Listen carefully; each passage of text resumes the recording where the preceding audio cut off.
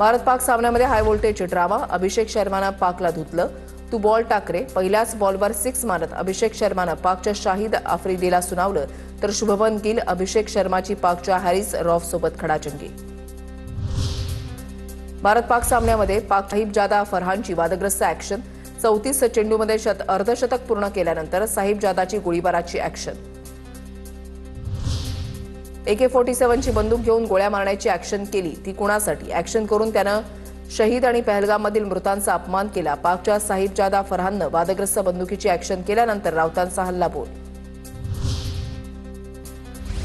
संजय राऊतांना पाकिस्तान रत्न पुरस्कार दिला पाहिजे. संजय राऊतांकडून पाकची दलाली सुरू. जय शहांना भारतरत्न पुरस्कार देण्याच्या राऊतांच्या टीकेवरून नवनाथ बन यांची राऊतांवर टीका. सांगोला तालुक्याचे शेकापचे आमदार बाबासाहेब देशमुख यांचं मुख्यमंत्र्यांना पत्र. दीपक बोराडे यांच्या उपोषणाची दखल घ्यावी अशी विनंती. धनगर समाजाला एसटी प्रवर्गातून हक्काचं आरक्षण मिळालं पाहिजे अशी मागणी. विधानसभा आणि विधान परिषदेचे ओबीसी आमदार गट तयार करणार. गटाचे अध्यक्षपद विजय वडेट्टीवारांना देणार. परिणय फुकेंची माहिती. जीआरमुळे ओबीसींवर अन्याय होत असल्यास ओबीसींसोबत राहणार. परिणय फुके यांची भूमिका.